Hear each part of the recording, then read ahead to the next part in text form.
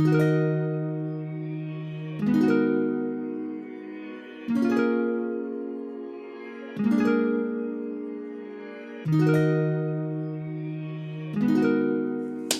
going on, people? What's going on? We're back with another one. Your boy Lex. Shubbz here. And then we got a long-awaited guest. Do you want to introduce yourself, bro? Yeah, my name is Chris, also known as Mindset of Rich. You can follow me on Instagram. Yeah, man, it's good to be here. It's a long time. Yeah, word. Happy to have you here. Before we get into it, yeah, this Chris guy, he's a grafter, fam. Obviously, me and Chris go way back, innit? But ever since I've known him, he's just been mashing work. Like, he'll have just multiple things going on, at one time. And I'm just like, bro, like, how do you do it? You know what I'm saying? Like, the man didn't get onto him saying he's ghost. Do you know what I mean? But he's making stuff happen. Do you know what I'm saying? So I guess, Chris, like, just talk us from, the inception of where it all started. Like, the first thing you got working on, basically. First thing was always football. Like, from obviously when I was growing up, I say from when I was 10, like year 5. Yeah. When I started playing football, like, for a team. And then from then it was like that drive, that hunger to, like, be a baller, if that makes sense. And I think that kind of transferred over into the business world, if that makes sense. Because I've been grafting from 10 years old till I think I stopped playing football when I was about 19, 20. And 20 is then when I transitioned to business. So you're deep in, that's like 10 years of graft. And all I was doing, I was going all in. I weren't like just saying, I want to be a baller. Like, I was doing extra training after hours, going to trials, like doing the most. Do you know what I'm saying? Going to holiday camps to play football, going abroad to try to play football, like doing everything possible. So like that graft of like working hard, trying to get to what you want to do, that was always been there. Obviously for me, maybe maybe I quit too early, but 2, maybe I just wasn't as talented as I thought I was. Yeah. But that kind of hunger, motivation, drive, graft just got transferred into another avenue, basically. So before we move on to the next thing, you mentioned hunger, drive, and determination. Yeah, but where does that come from? Because I imagine it doesn't come from anywhere. Yeah, comes from upbringing, innit? Like, obviously, I grew up from South London, Catford. It's just one of them ones where I've always just wanted to kind of get my mum out of her situation. You know what I'm saying? You have a standard of life that you want to live, I want it to be different to obviously my parents tried their best, you know what I'm saying? But where they maybe didn't have as much opportunity as what I do, especially like growing up with technology and internet age and things like that, it's probably more advantages for us. And we're more exposed to like things that can elevate our life at a quicker pace, sort of thing. So for me, it was just like using the tools that I have now to change our life, to be able to, it's got to a point where watching someone on TV or whatever, living the life that you want to live, it's like, for a minute, it's like, it's cool, that's motivating. After a while, it's like, all right, I'm tired of watching it now. Like, I need that to be me. I need that to be my life, my people's now, like, sort of thing. And I think that's where like the graph kind of kicks in. And obviously growing up, relating that back to football, for me, it was like, football was the only way out. Because like, I know the income you can make with football. I know the life you can give to your family through football. So for me, it was like, at that time, there was nothing else that I could see that was going to work. It made sense. Like, I never was the person to be like, I'm going to graft and go get a job.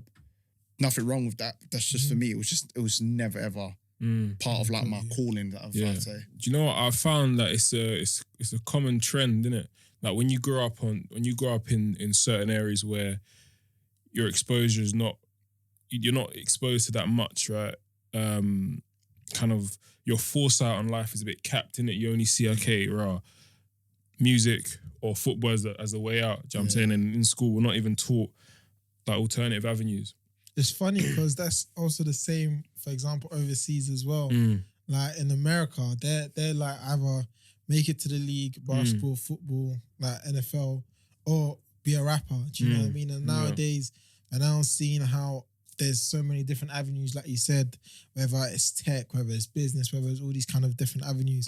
But yeah, it's so interesting because, like you said, you grow up with this limiting view that you can either be, it's only either or, but as you grow up, you start exposing yourself to different things, you get a bigger understanding of how you can actually make it. Be that person you saw on the TV, but through something other than football or rapping, do you know what I mean? So what was your first business idea or your first entrepreneurial thing that you You know what's gonna be funny? you started? I bet you don't even remember. I know it was. It was the Flex. What was it called? Flex London. Yeah. That was the first one. It was myself, Alex, and Jay. Jaden. Yeah. Jaden, yeah.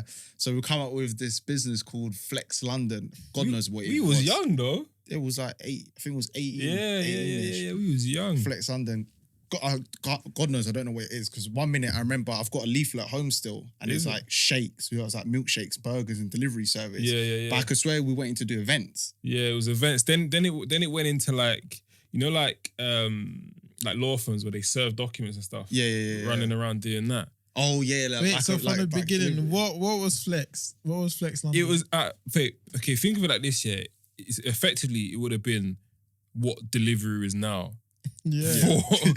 For food, like Jeez. But for everything. stuff, but for everything. Do you know what I'm saying? But I don't know why we didn't go through with it. I don't know. what Do you know happened. what? We had no experience. Like none of us had any experience. You It was didn't just have a all clue what ideas you did. put together, and then literally the ideas would change from one extreme to the other. I mean, Yeah. went from that events to then end up. I remember doing leaflets for burgers and shakes and milkshakes and stuff, and I was like, I don't even know what our business is right now. Yeah. So then what was the thing after? After that, I don't know what happened to you at this point, but then we transferred to Flex London dating, speed dating. Yeah, I don't know where I was then. Yeah. I don't remember that. So we basically kept the name, but then we decided to go into speed dating. So we done our first event in Bromley. Okay. We rented out the King, at the time there was a pub called the King's Pub. We rented that out. And I remember it was for weeks, for about a week and a half, we was going to Bromley, going to all the shops, going to all the hairdressers, trying to get girls to come to the speed dating. Then obviously we're just going on social media, telling all the man them, look, we've got bare girls coming, like, you need to come, like, speed dating. On the day, not one person showed up. Yeah. Not one person showed up. So I thought, you know what, I'm not doing this. Yeah. That must have been a tough one to swallow. Yeah, no, it was a bit embarrassing, innit? Because obviously we've hyped it up, and obviously I'm not gonna lie, the girls gassed us. Like they're always having it, like said they're gonna come. Yeah. No one showed up. So it's just a bit of like, What did you learn? What did you learn from that? Like, firstly, did you expect people to buy tickets on the day? Because like now I'm sure you must have learned some stuff to kind of make sure there's at least some demand. Do you know what I mean? Like people do pre-orders, people do tickets before. Do you know what I mean? Like, what did you kind of learn from that experience? to be honest, I didn't learn nothing much in terms of the industry of speed dating. But what I have learned business-wise was like, number one, was there demand for speed dating? Didn't even look into that, to be fair. We just thought of an idea and thought, let's go. Number two, like I said, we didn't really promote the actual event. Like I said, the main thing that we were trying to do is just go up to girls, give them leaflets, kind of gas it up like there's going to be guys there, and then just going to guys and just gassing it up saying there's going to be girls there. Like there wasn't actual, like a sit down marketing strategy behind, okay, how we're actually going to promote this event, who needs this event, and, you know, sort of structure. There was no structure to it. Got you. It was just more like on a whim. So it's like, if I'm gonna do something business wise, make sure I do my research, have a structure, For sure. and then analyze it and then execute it properly. If that makes sense. So then what was the second thing after that? But after the speed dating, Yeah. So after the speed dating, it then went into flex football. So we still kept the name. Oh, shit, is it?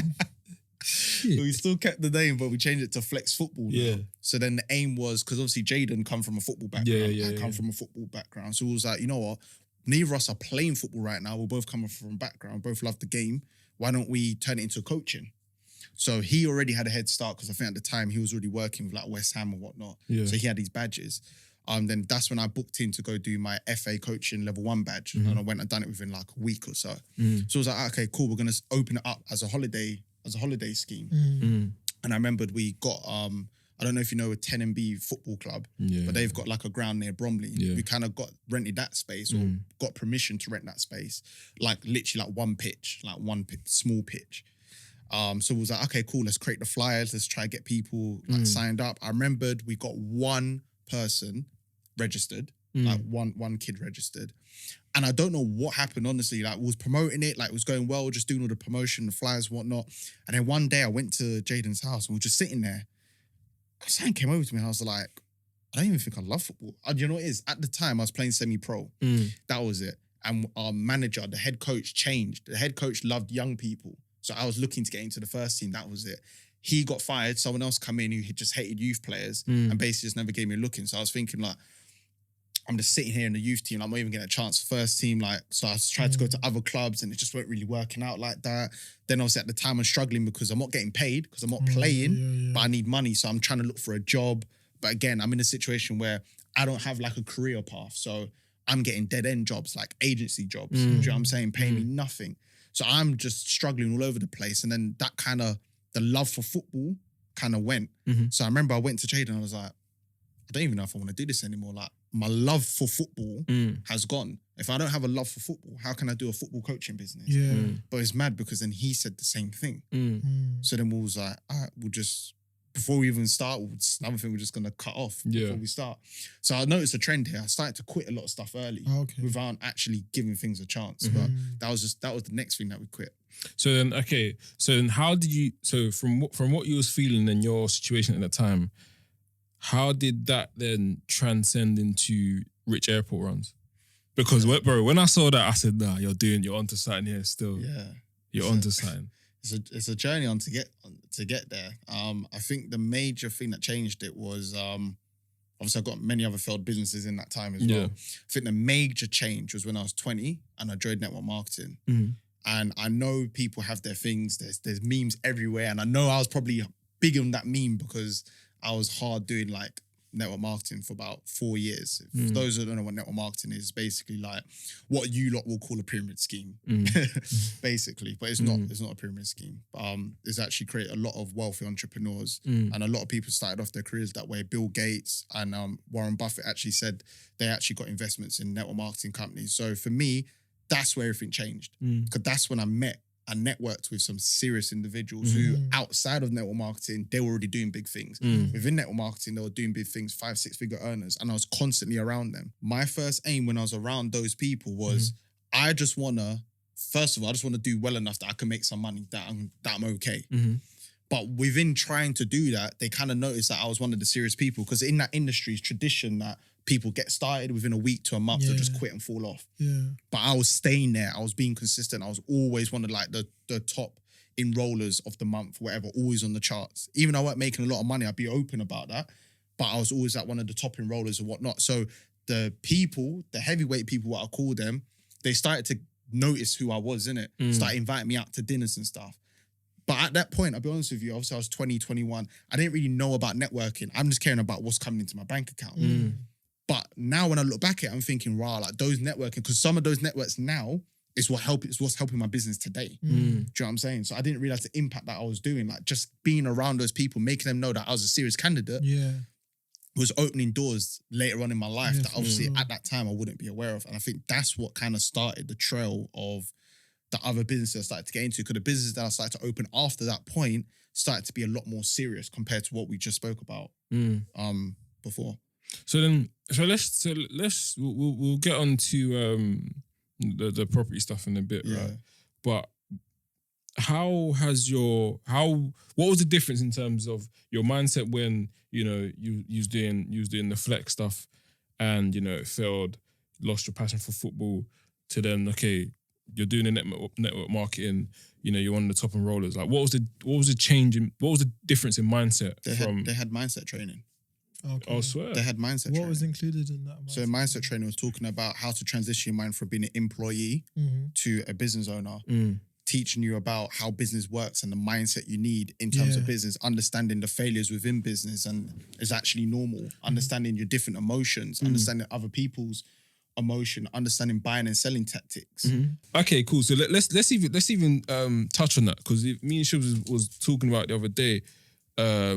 What's the difference of mindset between an employee and an entrepreneur? So employee, they just want the simple life. So employee's mindset is they expect, it's almost like having a parent. You kind of expect someone else to do all the dirty work for you. And you just get the easy ride. You come in, you know what you're getting paid, everything's certain, and you don't deal with any of the big stresses. You always pass everything on to someone else. But what you don't realize is that the people that make the most money in the world are the ones that deals with the biggest problems. So for example, someone would say, there's a story that we got told about a janitor and a CEO, and there's one CEO that always treats the janitor with respect. And then someone asked to the CEO, like, why, like, you're a millionaire, like, this is just a janitor, like, why do you constantly, like, give them, like, so much respect? And he goes, the only difference between me and them is that my problems that I solve is bigger. The problems that they solve is a crisp packet on the floor. How much are you really going to get paid for that? The problems I solve is technology that impacts 55 countries across the world. The difference in problem solving correlates to the income you make. So I started to realize, okay, so employees, they get paid a certain amount every month because there's a certain problem that they solve.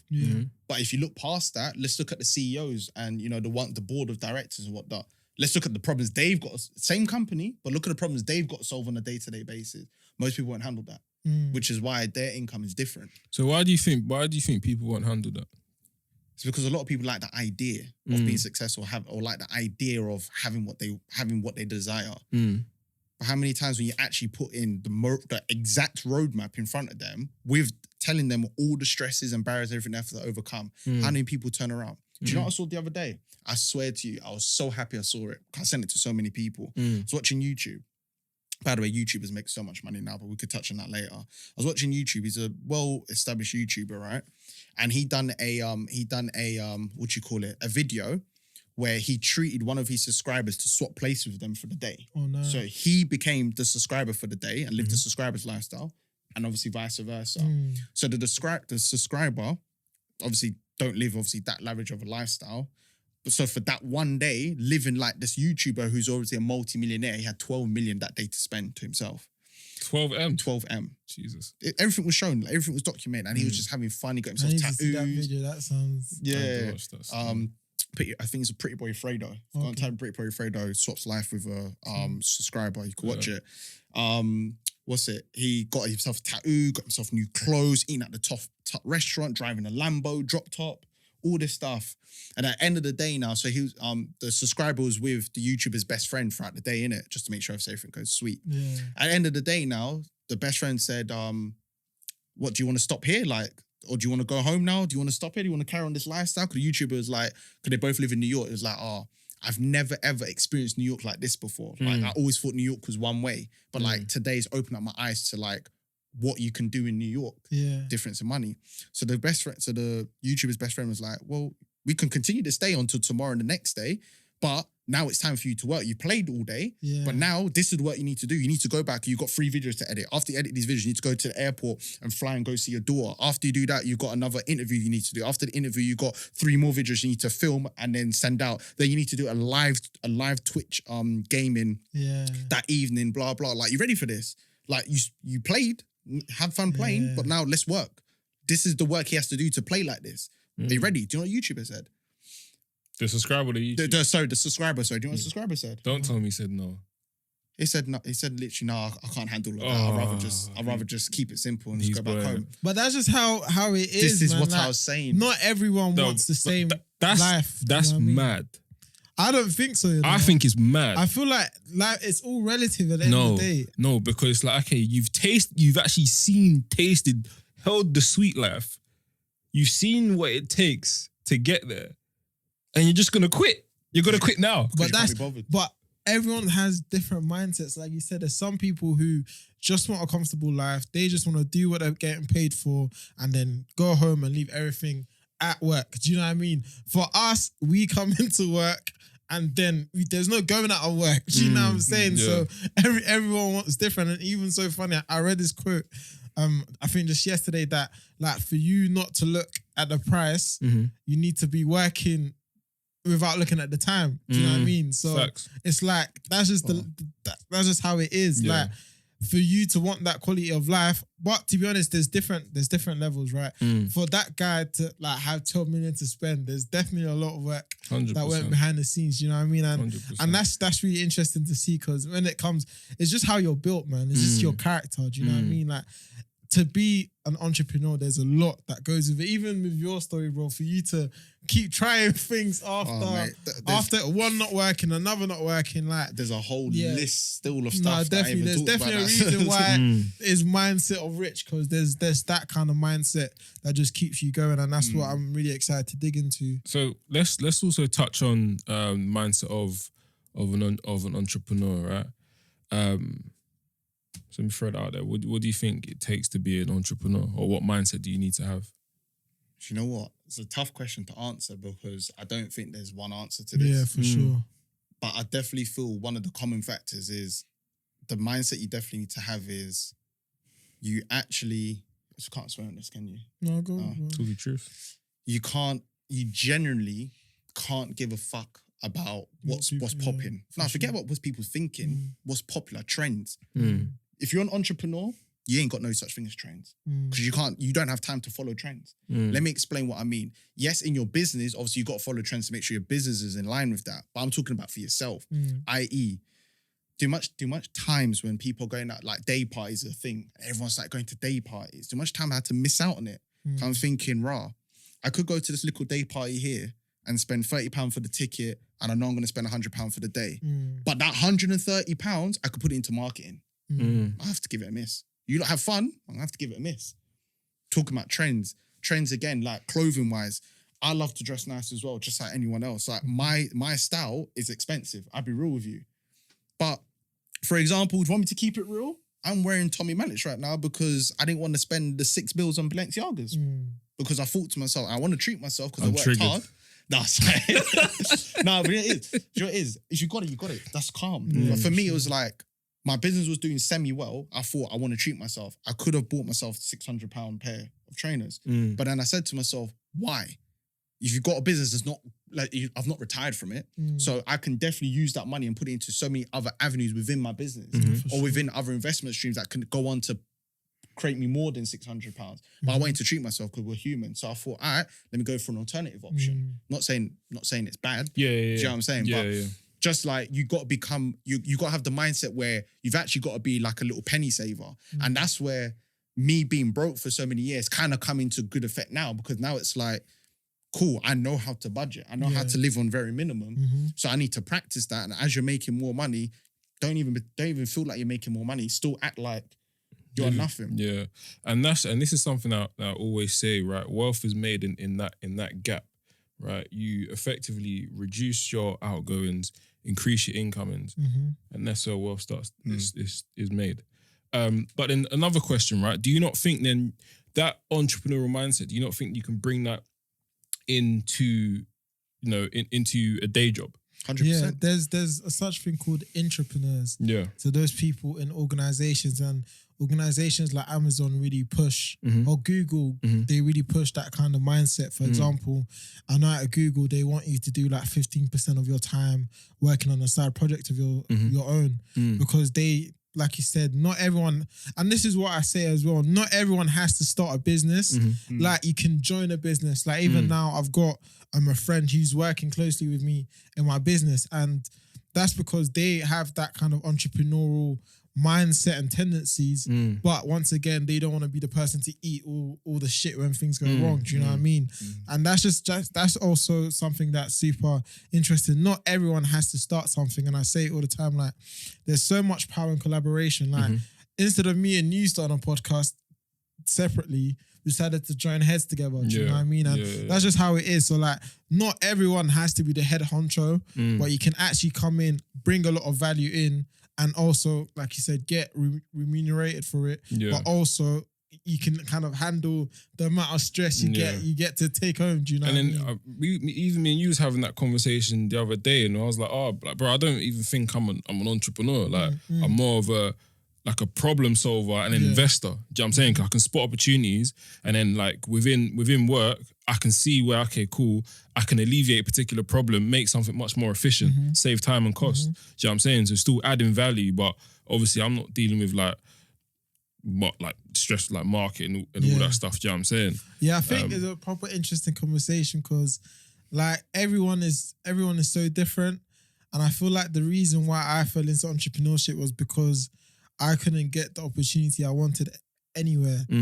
Like, so I just had to create my own. Do you know what I mean? And I feel like a lot of the time that's also what kind of leads people to entrepreneurship as well, whether it's solving a problem or whether it's you creating your own job essentially as well. So yeah, that's super. But even in that, that's a prime example of how, like, you know, effectively you was progressing forward, you know, you was blocked, but you didn't just stay there stagnant. Do you know what I'm saying? You pivoted and done something else. And I think that's not, people don't do that today. And I think this might trigger people, but I think the reason why people don't do that is because they're soft. Do you know what I'm saying? They're Yeah. not built to graft. Like whether you're an entrepreneur, whether you're working in corporate, like you got to, in order to be the best, make to the top, you got to graft. Like No, for sure. you can't For sure. complain. and- Let me jump in on that one. Yeah. Entrepreneurs, the word you used. I agree with that so much. You can definitely move that entrepreneur mindset into the workforce. Let me tell you why. Because even for someone like us who are building something, like you can't build anything on your own. So for example, like if I was, for example, if I'm looking to expand my company, obviously the person I'm going to be employing, they're not going to be an entrepreneur because they don't own my company, but I want them to feel like they own it. Yeah. Do you know what I'm saying? And work just as hard, because the same thing how, like you said, Amazon and Google and all these companies build mogul empires, because the people involved in there are entrepreneurs. Like they're entrepreneurs, but they rather just work within a top field rather than doing it themselves. And they don't want have the stress, which is still fine. Because either way, they're still getting a good wage anyways, good stable wage anyway. So end of the I day, think it's that initiative as well. I feel like that's just the only difference. For example, in some workplaces, if there's a problem, people will just avoid it. Like, and it's so funny because it's just like how it is, how humans are generally. For example, if you see something on the floor, people rather walk over it than pick it up. Yeah. But when you're kind of starting a business, or like you said, you want someone to work for your business, you want people that will pick up the stain. Do you know what I mean? Or because there's a lot of people that will just walk over it. They'll take the stairs rather than walk past it and fix it. Do you know what I mean? Yeah. So it's that initiative, and that's also, like you said, when it comes to, for example, when I had my roadblock, there was no way I was gonna keep on applying for jobs for a year. Like I just knew that wasn't what's gonna happen. I just knew that I had to keep on working, and whatever happens. Do you know what I mean? But I couldn't sit on my bum and just wait for one application to come through, and then that's my life sorted. You know what I mean? So I feel like initiative is so key when we talk about mindset of an entrepreneur, because that's what it is to start it, but also to keep it going as well. And also, I want to just debunk this myth that you can't make money working corporate, because You of can. course you can. Like, you can. Of course you can.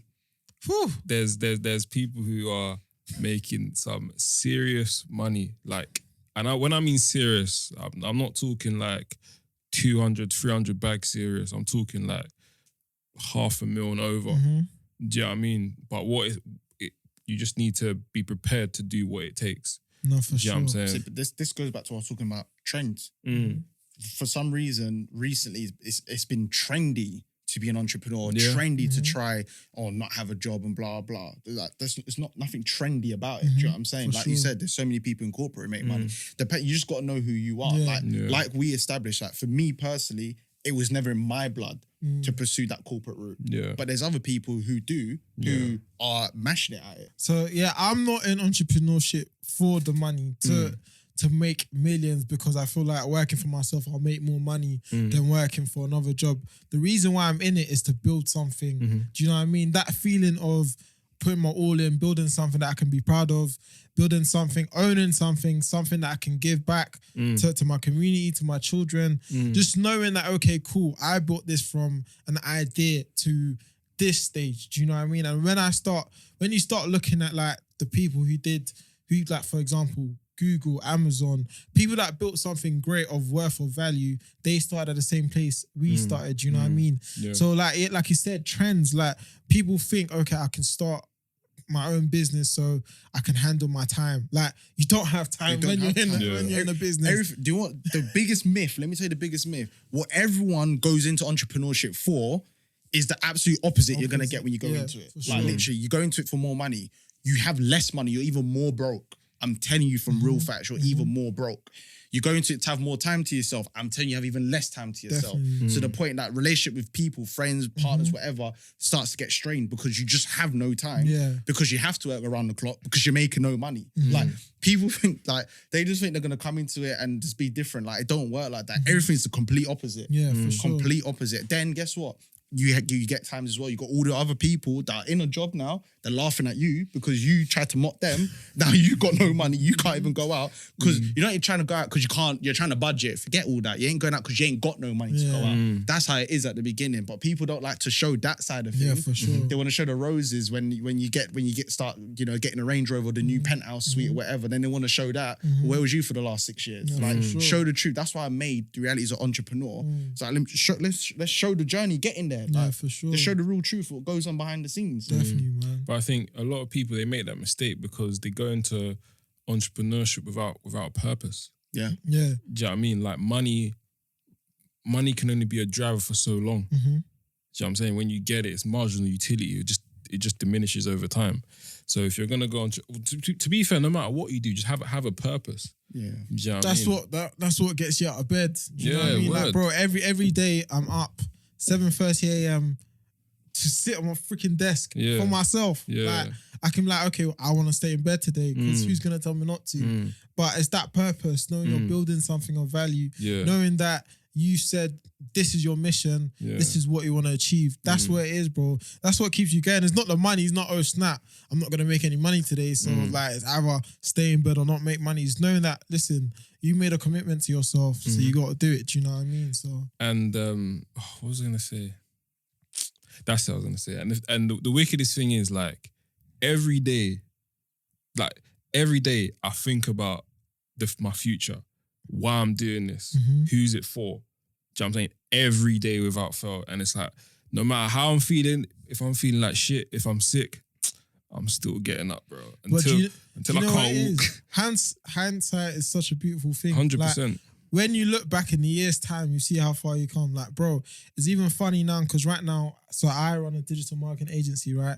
And we're rebranding. And we're looking at our logo from 2 years ago to now and seeing how far we come. But when you're in it, you don't see it. Do you know what I mean? But when you step out of it and you look back, so even now, those days where you're like, I can't be asked to work. When you actually make sure you're working on those days and you're looking back 2 years later, you're going to be so happy with what you built. Do you know what I mean? 100%. So it's actually, one of those things, just seeing that every decision you make, the power of small steps, how it leads to the big goals and how it leads you to where you want to be.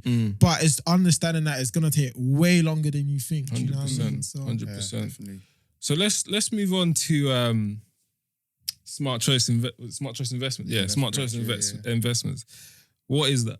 So we find properties available for supported assisted living companies, and they basically pay us a fee to find them properties for their tenant and client group.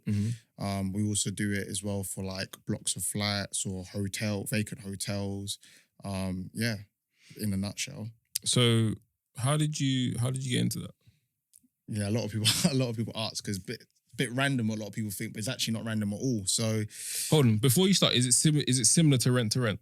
Yeah, okay, cool. It's basically rent to rent, cool. but it's just doing it for a different clientele of rent to rent. Because most people do rent to rent for room to room for working professionals. But rather than doing it for that client group, we're doing it for more like a care purpose. Yeah. Okay. Yeah. So I even feel like, just to like big you up as well, it's like we talk about property and we say all the time there's different ways to get into property. It's not always buy a house, refurbish it, sell it, or buy a house, rent it out to someone else.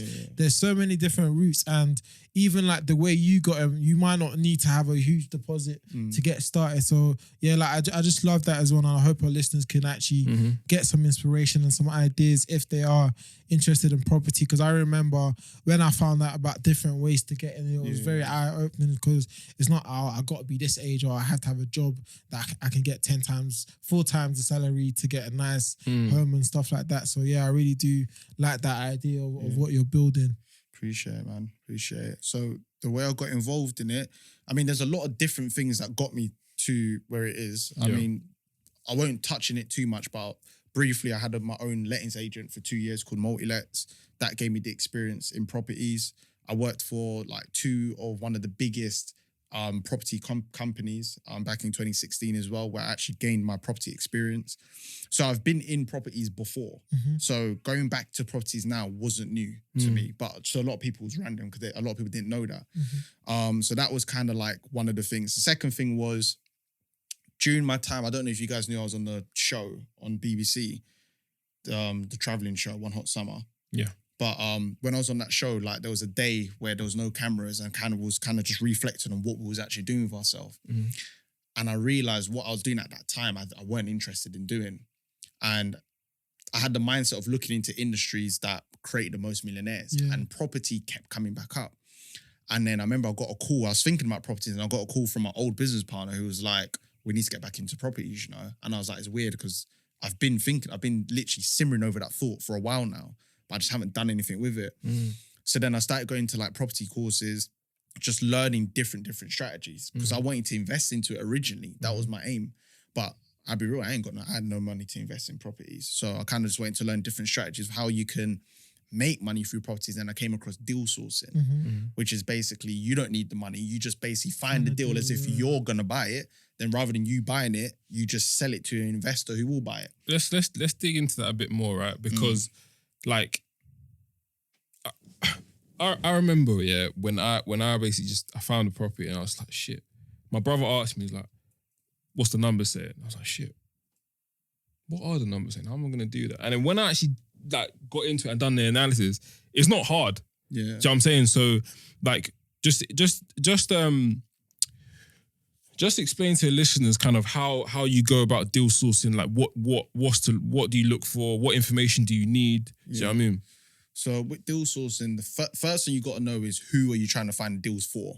Because there's so many different strategies. So you got to know you might be trying to find a deal that someone's going to buy to then refurbish and then rent out. You might be looking for a deal that someone's going to rent to then sublet it.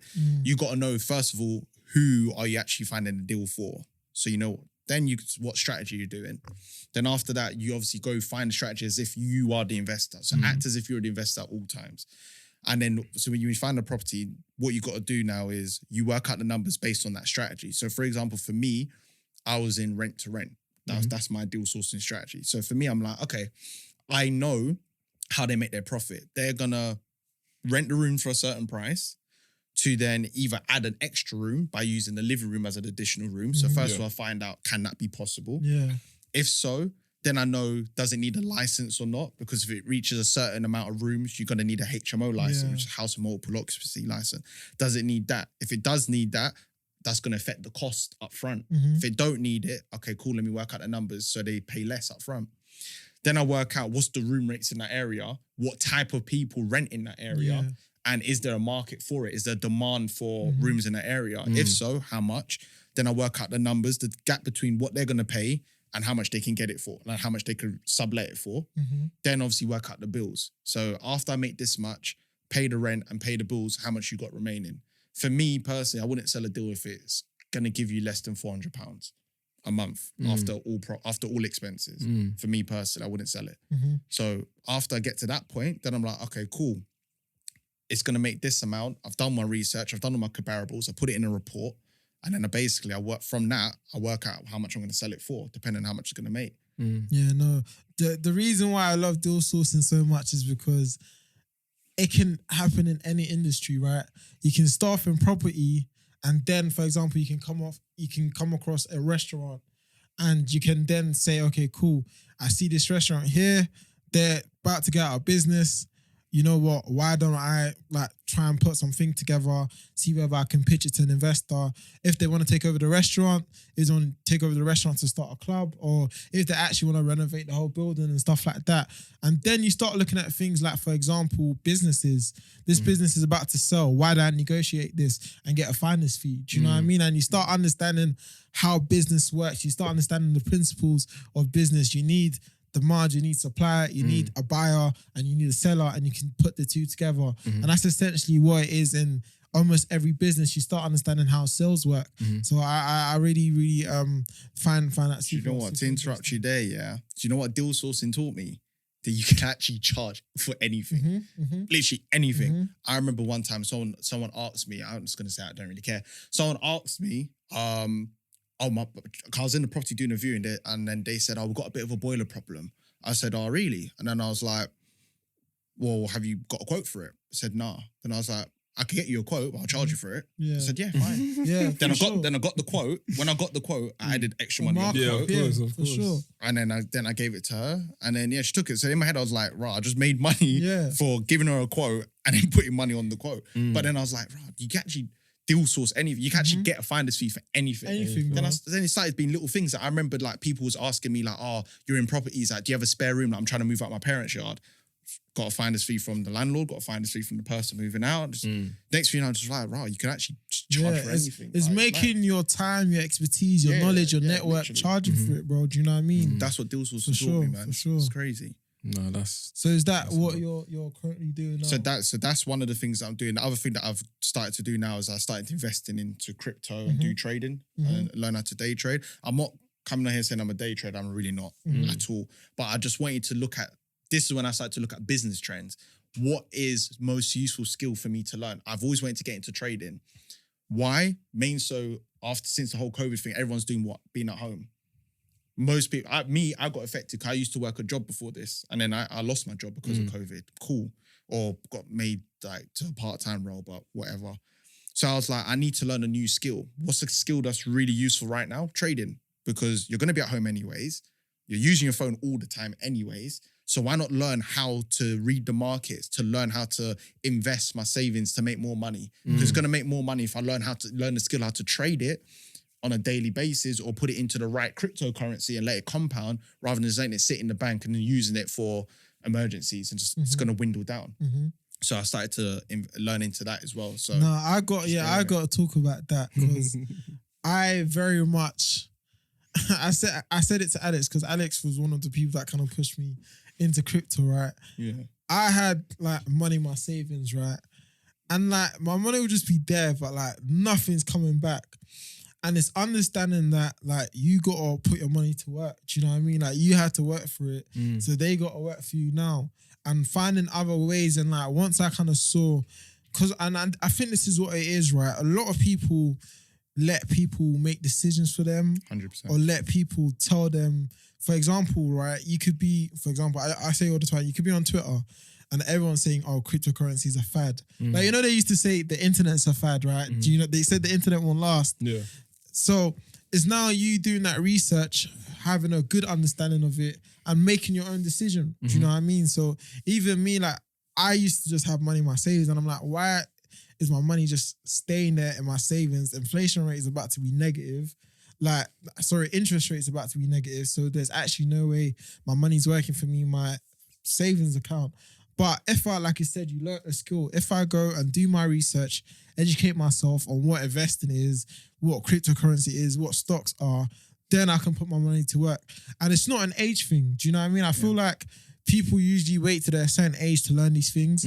But the internet has made it a level playing ground. You can be any age and you can do like whatever you want, as long as you have the initiative to go and learn about it, put in the hours to have a good understanding about it, and make that decision that, okay, cool, this is what I want to do. Yeah. So I feel like it's a great point you raised. Like you can actually do something with the money you have, and it's also important for you to like learn a skill where you can have your money compounding. Because at the end of the day, like I'm not saying anyone go out and put your money in crypto or whatever, but do your research. Don't let people tell you, oh, it's great or it's bad or it's not going to last or this is the future.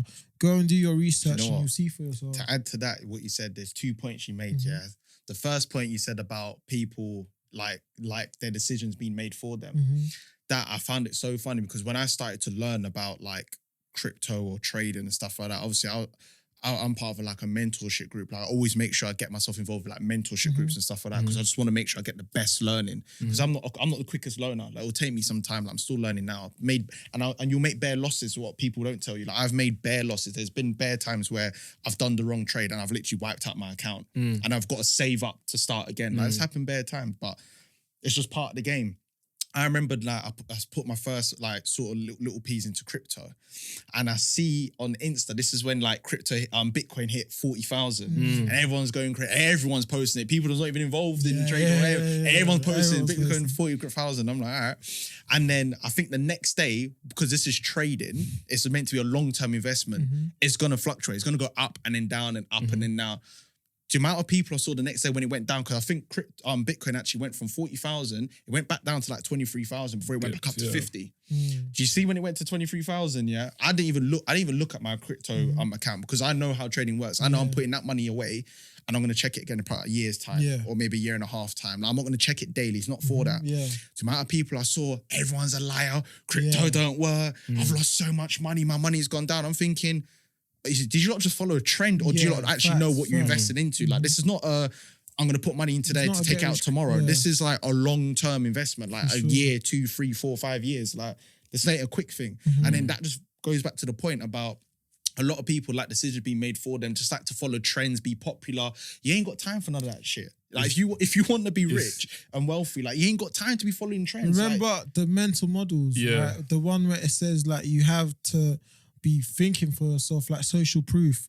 Like a lot, and this is the most simplest example, right? Have you ever joined a queue and you don't know what you're queuing up for? Like, that's just how it is. Like, people don't go the extra mile to go and see, okay, what is this queue for? And then you get to the top of the queue and it's like, oh, hi sir, we're giving out so-and-so. You're like, oh, I didn't know this is what I was queuing for. And like you said, people making decisions for them. A lot of people don't step out of that box and go and see what it is. Do you know what I mean? Like, you just join the queue naturally because that's where majority are. But you don't go and say, okay, cool, what is this queue for? Is this where I'm meant to be? Like, why am I in this queue? Like, that's just what it is. And like, if you go check one of our latest posts, the mental models, how to become a better thinker, like, that really blew my mind because it's like, wow, like, you must always strive to not conform to society and always think for yourself because it's just the blind following the blind. Do you know what I mean? Unless you start thinking for yourself. So yeah, man, that's super, super interesting. Like you said, people that were not even trading it decided to get involved in it. Then when it started going bad, everyone's like, quick to pull out. It always happens. Like, I'm like, even today I received a call. My boy was like, it's like, bro, I'm getting into crypto. How much should I put in? I said, my brother, how much are you willing to lose? Like, do you know what I'm saying? And the thing is, like, I'm not even gonna say, like, it's all sunshine and roses because I've lost peas. But the peas I've lost, I've made it back and more. But you just gotta just stick in it, just stay in it. Do you know what I mean? And you can't be a sheep. You can't be a follower. You have to think for yourself. Do you know what I mean? So, Rich, if you were to go back to tell your younger self one thing or a piece of advice from where you are now, the mindset you have now, your understanding of business, obviously knowing the failed businesses you had when you were younger, what would you say to yourself so those businesses don't fail? That's a good question. I'd say don't rush into starting a business if you don't truly know what you want to do. For sure. I'll definitely say find like your passion because even if like your first business may not work out, but at least if you have a passion for it, you'll last at least a couple years. Them couple years is so important for your development in business because that's what's going to make your next business the killer one because you know what you've done wrong. So I'd say definitely go into something that you actually feel like I can see myself doing this for at least the next 1, 2, 3, 4 years. So that's I love that. I love that. And just to bounce off that, Jim Rohn said a very crazy quote that I love so much. He said, strive to be a millionaire so you learn the lessons on your way to being a millionaire. It's not you aspire to be a millionaire so you have $1 million in your bank account, but it's to learn those lessons. And that's also like one of the things that I love the most because it's like, okay, cool, I have this target, but I'm not doing this target. For example, I started a business. I'm not starting a business to be a millionaire.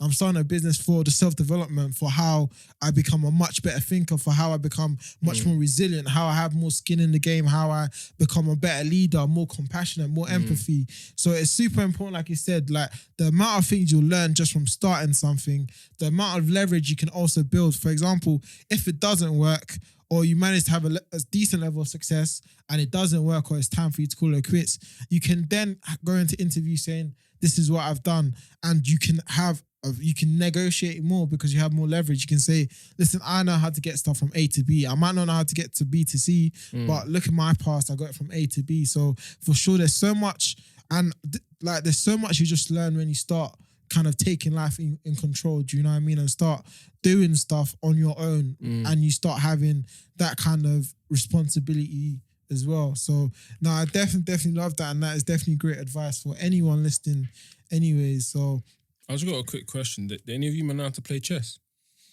I want to learn how to play it. Bro. I've noticed this trend that a lot of rich people have. They all have a chessboard, and you know, because it's a mind game, and they play the game of business like chess. Bro, yeah. I learned to play chess a couple of weeks ago. Like, critical thinking is something I'm always banging on about, innit? And like, strategy and critical thinking, it's a combination of the two. And it's just like, and I clocked it. How I look at the chessboard, I don't look at the chessboard like it's a chessboard. Do you know what I'm saying? Like, I put my own scenario. I'm like, okay, cool. This is the situation. How do I adapt? How do I then put a strategy in place? What's my defense strategy? Do you know what I'm saying? Do I have an alternative strategy? And like learning how to play chess is one of the best things I've done because I now look at situations so differently. No, definitely. Honestly, it's amazing. It's not hard to learn, but it's so easy to learn. I think like, so just off the back of that, one of the best things I've done recently as well was renovate my living room, right? Yeah. One of the things I've learned from it is that like once you make a decision, once you make a commitment, you can actually change your environment. Mm-hmm. So there's the before and there's the after, right? And when I actually said, okay, cool, you know what, I'm gonna like give my living room a facelift, just seeing how different it looks. And it's just the same with your life. Like once you make a commitment that, okay, I want to be in better shape and I'm going to make it happen and I'm going to do everything it takes, or I want to succeed, or I want to build a business that I can be proud of. Once you make that commitment and then you actually make it happen, the fulfillment from it is such a great feeling. But it also shows that we are in control. We can design the life we want. Like 100%. You're never just in that box. Do you know what I mean? You can always step out that box. Like you said, network with people that will inspire you. Network with people that will make you think and understand the world is much bigger than where you were born. Do you know what I mean? So I feel like that's one of the greatest lessons that I've learned of recent, that we actually have the power to design the life that we want. Like there's nothing stopping us. Like there's the internet, there's our own, like once you let go of all the self-limiting beliefs that, oh, I'm not worthy, I'm not capable, like the world is your oyster, do you know what I mean? So that's definitely one thing I wanna end on. But we end on a word of the week always. So what word do you have for us? Word of the week, yeah. You put me on Or the spot. phrase of the week. Now I'm gonna go for a word. I'm gonna go for vision. Love that. And there you have it, guys. Thank you for tuning in. Make sure you tune in next time. And remember to focus on things that move the needle.